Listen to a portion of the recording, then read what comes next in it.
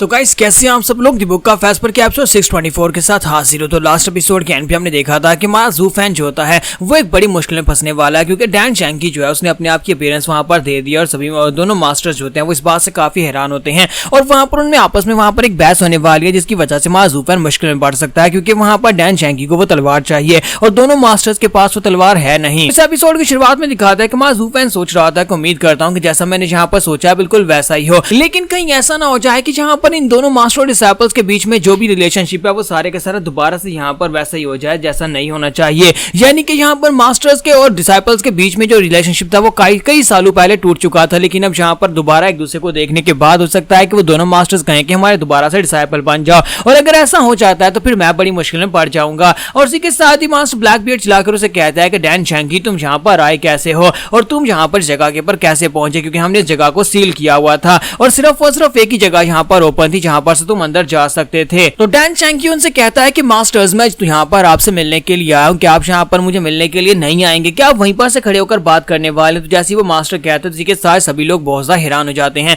क्योंकि यहाँ पर जितनी भी जनता होती है उनमें से ज्यादातर लोगों को इस बारे में नहीं पता होता कि डैन शैंकी कभी यहाँ पर इन दोनों एक्साल्टेड मास्टर्स का डिसाइपल हुआ करता था। इसी वजह से वो लोग हैरान हो जाते हैं और कहते हैं कि ये क्या हो रहा है। उसने यहाँ पर कहा कि मास्टर्स मुझसे मिलने के लिए नहीं आओगे और दोनों एक्साल्टेड सर जो है यहाँ पर अपना पोर्टल ओपन करके उसे मिलने के लिए जा रहे हैं। कहीं ऐसा तो नहीं है कि ये वाकई में जहाँ पर इनका डिसाइपल है, क्योंकि हमने इनके बारे में सुना था कि एक्साल्टेड सर्च का सिर्फ और सिर्फ एक ही डिसाइपल हुआ करता था जो आज से कई सौ साल पहले था और वो जहाँ पर वेस्टर्न लैंड में सबसे बेस्ट था। कहीं ये वही तो नहीं है, कहीं ये डैन किंग शैंकी तो नहीं है। तो इसी के साथ ही हमारी सिस्टर्स भी काफी ज्यादा हैरान होती है, जबकि जानमो काफी ज्यादा खुश हो रहा है। तो जानमो कहता है कि मैं यहाँ पर देख रहा हूँ, मैं यहाँ पर वाकई में वेस्टर्न लैंड के सबसे बेस्ट टैलेंट को देख रहा हूँ जो आज से 100 साल पहले हुआ करता था। और उसके बाद यहाँ पर ज़ू फैन और साथ में जीलिन, यानी कि आज यहाँ पर 3 प्रोडिजी को मैं अपनी आंखों से देख पा रहा हूँ। तो दोनों मास्टर्स जो होते हैं वहां पर उस राम के अंदर चले जाते हैं। वहां पर जाने के बाद ब्लैकबीयर्ड उसे कहता है कि शैन तुम यहाँ पर क्या करने के लिए आए हो, क्या तुम यहाँ पर अपने पुराने मास्टर्स को इस तरह से ग्रीट करोगे। तो इसी के साथ ही शैंकी उन दोनों से कहता है कि ग्रीटिंग्स मास्टर, अगर आप यहाँ पर अभी मुझे अपना डिसाइपल समझते हैं तो यहाँ पर मैं आप लोगों को अच्छे से ग्रीट करूंगा।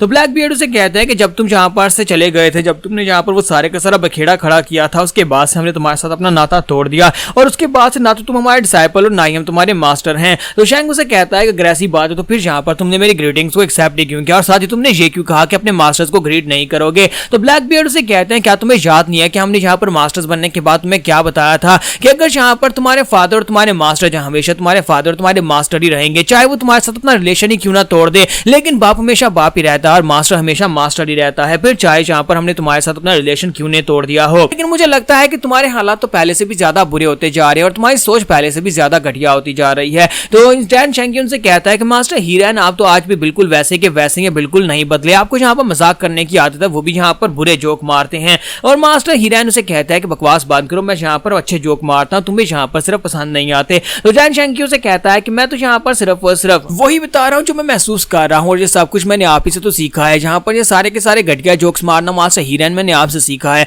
यानी कि आधा मैंने मास्टर बाइमी से सीखा था और आधा आपसे सीखा था। तो मास्टर हीरेन तो यही समझ ले कि मैं आप ही की तरह यहाँ पर काफी ज्यादा बेशरम हो चुका हूँ। तो मास्टर बाइमी भी में बीच में पढ़ते हैं और उसे कहते हैं कि अगर यहाँ पर तुम दोनों की हो चुकी हो तो क्या मैं यहाँ पर तुमसे कुछ पूछ सकता हूँ। तो हमारे डिसाइपल बताओ कि तुम यहाँ पर क्या करने के लिए आए हो, यहाँ पर वापस आने की वजह क्या है। तो डैन शैंकी से कहता है कि मैं अपनी तलवार लेने के लिए आया हूँ। तो उससे कहते हैं क्या तुम वॉल्टिंग स्वॉर्ड लेने के लिए आए हो, लेकिन वो तलवार तुम्हारी नहीं है और तुम यहाँ पर उसे वापस लेने के लिए कैसे आ सकते हो। तो शैंक उसे कहता है कि ऐसा कैसे हो सकता है, वो तलवार मेरी थी, मैं उसे यूज किया करता था और वो तलवार मेरी ही हुई। और साथ ही वो उनसे कहता है कि तुम लोगों ने मुझसे एक शर्त लगाई थी, तुमने कहा था कि जिस दिन मैं यहाँ पर आकर तुम दोनों को हरा दूंगा उस दिन मैं अपनी तलवार लेकर जा सकता हूँ। तो मास्टर हीरेन उसे कहते हैं तो तुम यहाँ पर अपनी तलवार को लेने के लिए आए हो, लेकिन अब जबकि तुम हमारे डिसाइपल नहीं रहे तो फिर वो वादा भी खत्म हो गया जो हमने तुम्हारे साथ किया था। तो डैन शैंकी काफी ज्यादा गुस्सा आ जाता है और कहता है कि आज तो मैं यहाँ पर से वो तलवार लेकर रहूंगा, चाहे कुछ भी हो जाए, चाहे इसकी कीमत कुछ भी चुकानी पड़े। और साथ ही शैंक जैसे वहां पर अपनी पावर्स को रिलीज करता है वहां पर जबरदस्त बिजलियां चमकना शुरू हो जाती हैं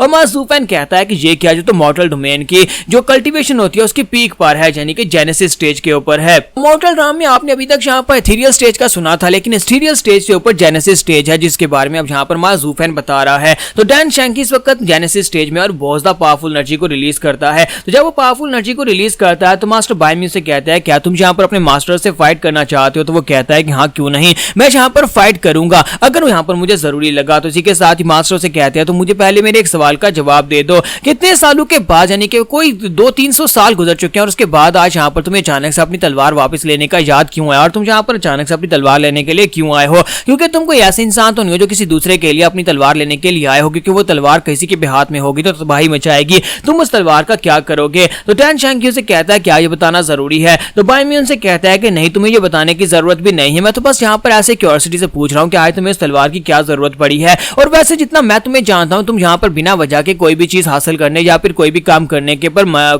पर बिल्कुल भी मान्यता नहीं रखते।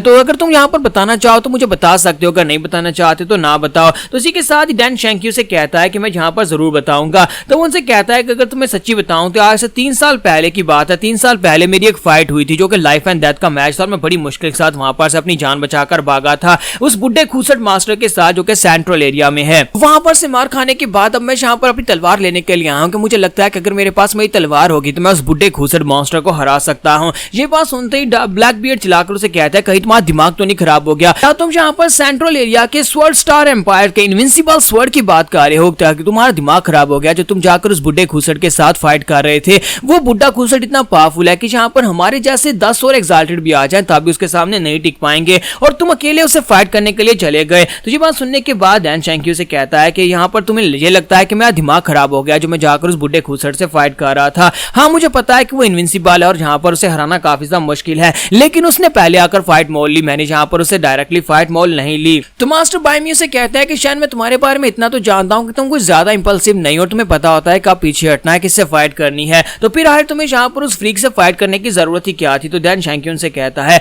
आप कुछ पता है कि यहाँ पर एग्जाल्टेड यहाँ पर हुआ क्या था, मेरी स्टोरी क्या है? आप अच्छी तरह से जानते हैं कि जब मेरा प्यार मुझे मिला था तो उस लड़की का एक सपना था, वो यहाँ पर एक शांति प्रिय एक अमन वाला एक देश बनाना चाहती थी, एक ऐसा देश बनाना चाहती थी जहाँ पर सभी लोग अमन और शांति के साथ रहे और कोई भी एक दूसरे के साथ झगड़े नहीं, एक ऐसी दुनिया जहाँ पर सभी लोग प्यार से रहेंगे। और मैं अब यहाँ पर उसके सपने को पूरा करना चाहता हूँ। हालांकि वो मर चुकी है, उसके मरने के बाद मैं काफी अरसे तक यहाँ पर पागलू की तरह इधर उधर घूमता रहा, बहुत सारी तबाही मचाई, लेकिन अब फाइनली मुझे यहाँ पर समझ आया कि मेरी जिंदगी का एक मकसद है और मकसद यह है कि मैं उसकी बताए रास्ते के ऊपर चलूंगा और उसके लिए कैसी दुनिया बनाऊंगा जहाँ पर सभी लोग प्यार और मोहब्बत के साथ रहेंगे। और उसके लिए मैंने सेंट्रल एरिया को चूज किया। सेंट्रल एरिया में जाकर मैं एक ऐसी जगह बना रहा था, एक पैराडाइज बना रहा था, एक जन्नत बना रहा था, लेकिन वहां पर वो बुड्ढा खूसट कहीं पर से आ गया और उसने आकर मुझे रोक दिया और उसने आकर मेरे पर अटैक किया। वो मेरी जन्नत को तबाह करना चाहता है, वो मेरी बनाई हुई दुनिया को तबाह करना चाहता है और मैं यहाँ पर ऐसा होने नहीं दे सकता। उस कमीने को मैं अपने हाथों से मारूंगा जो मेरी बनाई हुई पैराडाइज को तबाह करने की कोशिश करेगा। तो यहाँ पर हम लोग अपनी एपिसोड 624 का एंड करेंगे। तो यहाँ पर जैसे यहाँ पर डबल ड्रैगन गैदरिंग खत्म हुआ है, इसी के साथ अब यहाँ पर नया टॉपिक स्टार्ट हो चुका है जो सेंट्रल एरिया में होने वाला है और सेंट्रल एरिया में कोई बहुत ही पावरफुल ओल्ड मॉन्स्टर मास्टर है। जाहिर सी बात है अब हमारा ज़ू फैन भी वहां पर जरूर जाएगा और उससे फाइट तो जरूर ही करेगा।